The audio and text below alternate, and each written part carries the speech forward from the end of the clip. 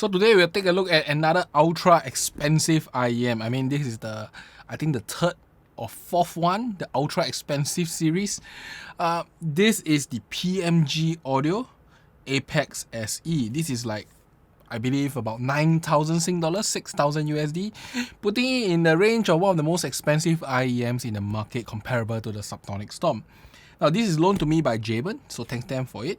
Without wasting time, let's take a look at what's inside and then have a quick listen and compare it with my recent ultra expensive IEM, the Fugaku. So the leather case is really nice, and you open up here, this is how it looks like inside. There's another leather case here. Let's take a look at what's inside. Very nice compartmentalized type of case. And then these are the plugs. Looks like it's interchangeable plugs.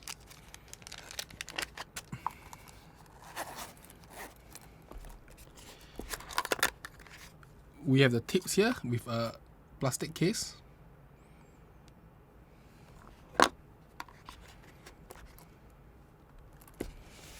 Another case here.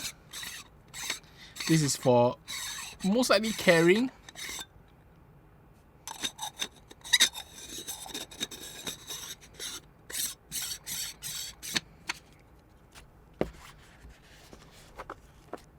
And finally, these are the IEMs. The cable is real thick. We'll take a closer look later.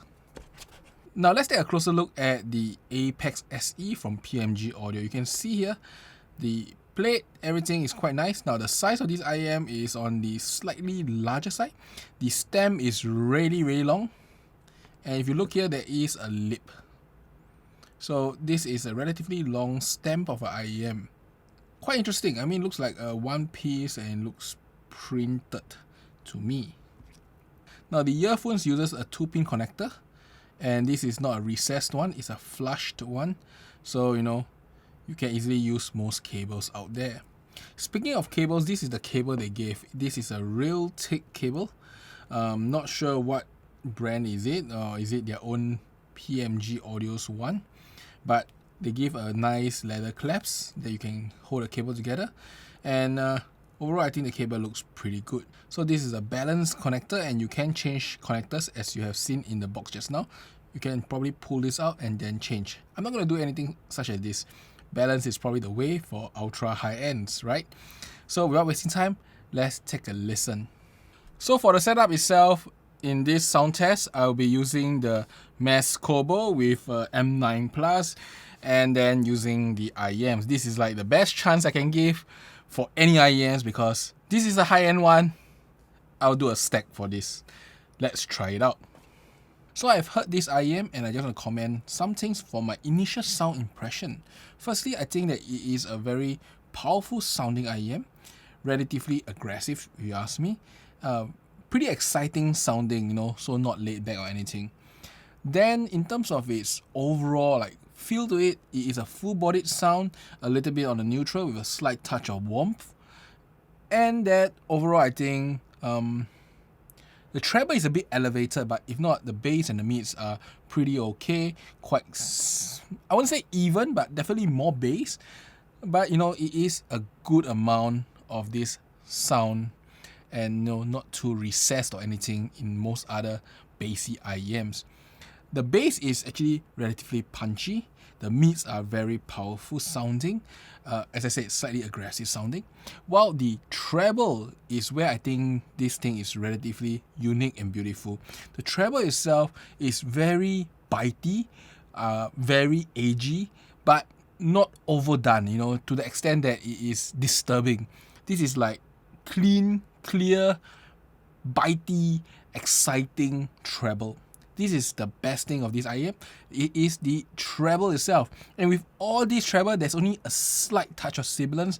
You know, some of the high treble IEMs have a lot of sibilance or overly hot treble that is unbearable. This is like at the edge, very bitey, but very enjoyable, very precise, and really nice. I think the biggest selling point for this IEM, at least for my first impression, is that it's a very exciting, aggressive sound with a very bitey treble. And this is where it's beautiful. Now, soundstage wise, as I said, no, not too big. Separation wise is pretty good, really pretty good. Details wise, at the highs, very good. At the mids, I would say as good, but not like outstanding. At the lows, I think there is texture and stuff, but you know, once again, not the most outstanding considering its price. But the treble is truly outstanding here. So this is really it when it comes to just listening to the IEM, and that is my initial sound impression. But you know what? That is not exciting enough. Let's compare it to the Fugaku. Now on my hand here is $30,000 worth of IEMs, and there is differences between them. I mean, it's actually quite clear cut which will you choose, you know. Firstly, the Fugaku is just a bigger sound. It is way more exciting in the mids. The bass goes deeper, but the treble, well, I will say as if you like treble, the Apex is way better. The treble clarity and the bite in the Apex is better than the Fugaku. Fugaku is there, you can hear it, but you know, it doesn't have the bite. It's a little bit more on the relaxed side for treble. Pretty much, if you like treble in any way, don't even bother about the Fugaku, get the Apex if you are looking at this kind of price. When it comes to soundstage, it's a no-brainer. The Fugaku smacks the Apex, pretty much. I don't need to really explain any further. It's just way bigger sounding on the Fugaku itself. When it comes to the mids, I think that the mids on the Fugaku is more exciting, more aggressive, more fun, and overall, it's just a full-bodied sound that really, I don't think any IEM can compare. It's so full-bodied, it's so aggressive, so fun. Now, that doesn't mean the Apex is bad. It's just more on the lighter side, better on perceived clarity. The clarity is the same, really. It's the same for the mids. It's just the perceived clarity, and it's just not as full-bodied. So, if you are looking for mids, and you are looking for outstanding mids, then I'll say Fugaku is better. Now, bass-wise, it's a toss-up. It's a really toss-up for the bass. Fugaku has a deeper bass, but the Apex have a more controlled and I feel a little bit faster bass itself, which means that when you hear the toms in the song, I would say as the Apex toms are like faster and quicker, more responsive. The Fugaku tom is a bit more slow, but when it comes down, you can hear the sub bass. You feel the sub bass itself.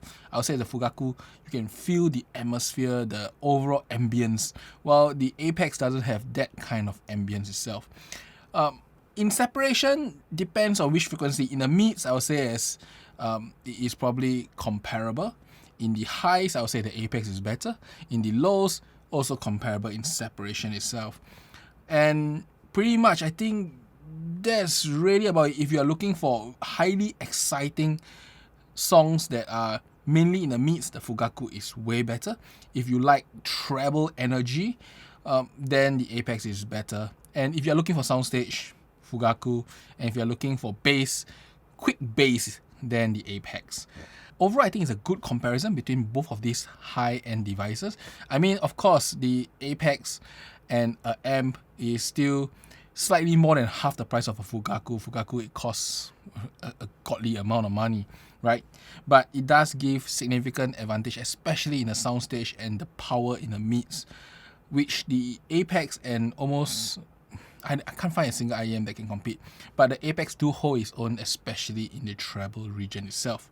Now, just to summarize the sound itself, if you are looking for high-end sound, especially in the treble region, the Apex is it. It is really not much sibilance, yet so much excitement, so much clarity, so much details in the highs.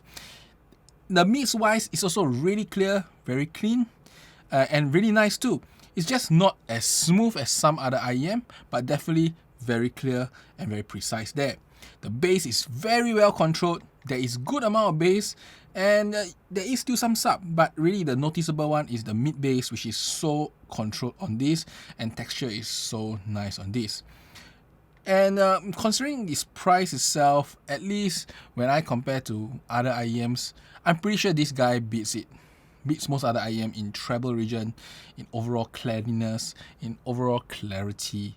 Pretty much, I think this is top notch when it comes to those factors itself. The only thing that probably will turn at least me off is soundstage. Soundstage feels a little bit small. it feels average for a IEM of its price, or in fact for IEM of price maybe not so great. And also, if you want a smooth sound, this is not the smoothest sounding IEM. I think there are a few previously I reviewed that is smoother. The Fugaku is also smoother itself, but you know, it has a lot of high frequency energy here, which I think some of you guys will really like.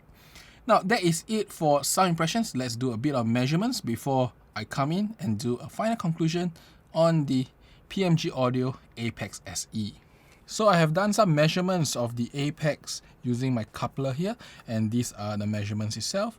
And you can see that there is good amount of bass energy, and then you can see there is quite a lot of treble. At least, you know, these couplers are not meant to be ultra accurate at higher frequencies, but if you are to compare it to something similar, you like the Fugaku for example, you can see that there is a lot of treble energy at the back. Now bass wise, notice that the bass, unlike the Breeze version which extends all the way to the sub bass and is quite like, you know, continuous extension upwards, the APX itself has a slight hum there. Maybe that's why the frequency of the bass feels a little bit more thumpy there. But other than that, you know, this is just how the measurement looks like. I personally will not be able to tell from measurements which is a better sounding IEM. Both of them sound energetic, both of them sound great.